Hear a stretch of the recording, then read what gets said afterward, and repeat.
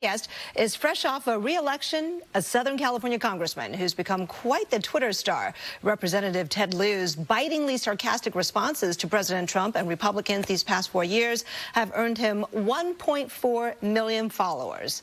Last night, in response to the Lieutenant Governor of Texas offering $1 million for evidence of voter fraud, Lieu tweeted this: Texas Lieutenant Governor Dan Patrick gave me an idea. I'm offering $1 million to incentivize, encourage, and reward people to find Bigfoot. I've seen enough Fox national TV shows to know Bigfoot is real. Also, Rudy Giuliani says he had evidence Bigfoot exists, but it got lost in the mail. Good afternoon, Congressman Lieu. Good to see you. Hi, Kristen. Honored to be on your show. Absolutely. No, honor's all ours, because I do want to wish you a happy Veterans Day. I know this day has special meaning to you as an Air Force veteran. Thank you. I appreciate that. And to all the veterans who serve. So I want to get into this. Your tweet to the Republican Lieutenant Governor basically likened his, mentioning, hey, let's find voter fraud, to you finding Bigfoot. We're pretty sure there's no Bigfoot, but how can we be sure there was no voter fraud? Because Donald Trump's campaign has now lost 16 court cases and won exactly 0. And in court, they are actually saying that there is no fraud. What we're seeing right now is simply really an unwillingness to accept the presidential election. What happened is Joe Biden beat Donald Trump by more than 50,000 votes in Pennsylvania, more than 140,000 votes in Michigan, more than 5 million votes nationwide. This is not a close election. All right. And I know Democrats have made the point that there is a difference between some error, which happens in every election, and fraud. But if there's even just a tiny, teeny chance of error, however small the scale, what do you say to those who wish for a different outcome, who think, hey, let's just turn over every potential stone and be certain? Why the rush? Because it's known as a frivolous lawsuit. I'll give you an example. In Arizona, Joe Biden is beating Donald Trump by over 12,000 votes. So the Trump campaign filed this big case where they're challenging 200 votes. So even if they win that case, which they won't, they're still going to lose the election. I mean, this is like if you lost a basketball game by 46 points, and then you're mad because on the last shot, your opponent was awarded 3 points rather than 2 because his foot came close to the line. That's what we're talking about here, meaningless lawsuits. Donald Trump simply has to accept this defeat.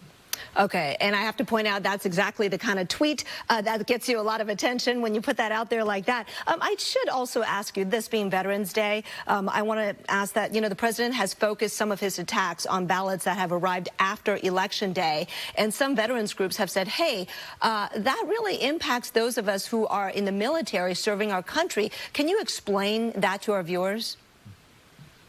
It sure does. So different states have different laws for when they will accept ballots.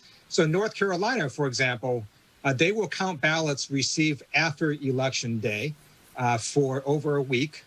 In Pennsylvania, the Pennsylvania Supreme Court said they'll go up to 3 days after Election Day.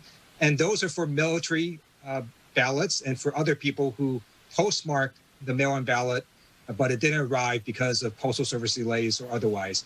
But again, in Pennsylvania, it's a frivolous lawsuit because the number of ballots received after Election Day was about 10,000. Joe Biden is ahead by over 50,000. It's not going to make any shred of difference. But knowing that a lot of those lawsuits that could potentially be discounted if anyone were to buy that theory could be military votes, as a veteran, how does that make you feel? I believe all votes should be counted. Now, if you're going to file a lawsuit saying you shouldn't count those votes, the Trump campaign can certainly do that, and that will disenfranchise military veterans. I'm just saying at the end of the day, whatever the Trump campaign does in Pennsylvania doesn't matter because of the scale of Joe Biden's win. Yeah, Nothing they have filed will change the result. Right now, it is over 50,000 votes is the differential. You're right. So Democratic Senator Chris Coons from Delaware has said, hey, he has GOP colleagues who won't go public, but they tell him in private that they recognize President-elect Biden has won. Have you heard anything like that from your House Republican colleagues? I have not, unfortunately. And what we're really seeing are all these Republicans coddling Donald Trump's ego. It is really quite dispiriting to watch. It is embarrassing, as Joe Biden has said. Donald Trump simply has to accept that the American people spoke and he lost. And there's really nothing he can do to change the fact that on January 20th, he will be escorted out of the White House. Well, so far, over a dozen Trump campaign lawsuits have been dismissed already, but several new ones just filed today, including in Pennsylvania, where you touched on the fact that Biden's lead has grown to over 50,000 votes. So if the math is not adding up, what do you suppose is actually the end game, the strategy here? Donald Trump's campaign is raising a lot of money off of these lawsuits because they keep sending emails to their supporters. And when you look at what the money is going to, over half of it is going to retire his campaign debt. So part of this is a money-making scheme. Another is, I think, his ego can't accept the fact that he lost. And instead of coddling his ego, we should simply do the transition. We need to have Joe Biden, Kamala Harris, and their team be able to know what the Trump administration has been doing so there can be a smooth and peaceful transition. None of that is happening because Donald Trump simply refuses to accept defeat. All right, but how much time do we really have to play with here? Because the Electoral College is supposed to meet on December 14th. So when you have all these lawsuits and you know, of course, in Georgia, you have the recount now, so delays. Could that jeopardize that meeting on December 14th?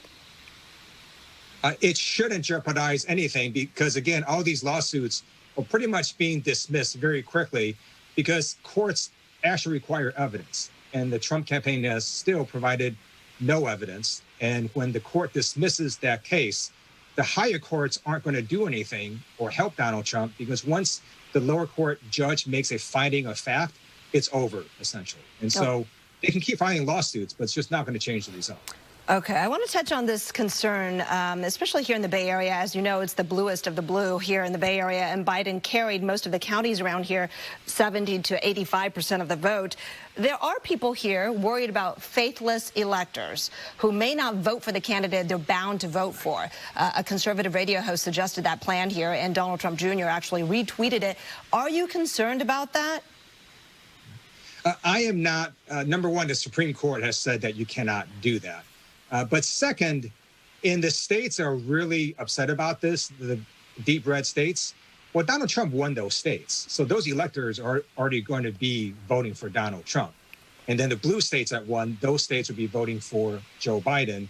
And then in these purple states, I have faith that electors are going to do what the popular vote in that state says to do. And there's no evidence that we have any faithless electors at this point. One more thing I want to add is Joe Biden's victory is pretty convincing. He didn't just win by one state. He won by multiple states. So you would need multiple states to somehow go off the reservation and go against the Constitution, and I just don't see that happening. Yeah, but in 2016, correct me if I'm wrong, but I seem to remember 3 electors defected from Hillary Clinton. And I'm not sure if that was California, but I think it was a blue state. So what that would mean is instead of Joe Biden winning by 306 electoral votes, he won by 303. So again, it won't make a difference. I don't imagine there's going to be many, if any, faithless electors because the Supreme Court has said they are there to execute what the law says. And so I expect them to follow the law. All right. Well, a new Reuters poll does show that 80% of Americans believe Biden won, including 60% of Republican voters. I think that's important to point out. Yet the administration has told federal agencies not to cooperate with the Biden transition. So he's not getting money for the transition. He's not getting intelligence. He's not getting office space. The president-elect so far playing it cool. But are Democrats doing anything to try to force the issue? We're simply going to follow the lead of Joe Biden and Kamala Harris, and their view is this is completely silly, and we're not going to give it any more oxygen than we need. Trump campaign is losing every single lawsuit. At some point, they're going to be out of lawsuits that they can file, and then the race will be effectively completely over because there's simply no avenue to reverse this very convincing win of Joe Biden. All right, Congressman Lieu, we have time for one more question. I do want to ask you, you know, it's easy to be partisan in attributing blame, but in the past 3 years, 30 years, I should say, there have been 2 Democratic administrations, Clinton and Obama, that were 8 years each, and still some of our nation's biggest problems have not gone away. Many people say they're worse, right? So I think in 2016, many people voted for an outsider because they felt that they were tired of not having economic opportunities, health care, education opportunities, kind of feeling left behind. What are Democrats going to do now with the opportunity of having the White House, too, to change the realities for those Americans?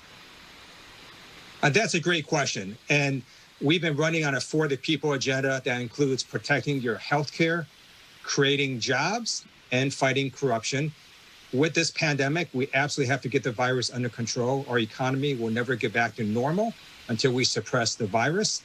And we also need to make sure that we get important bills like the George Floyd Justice and Policing Act also passed.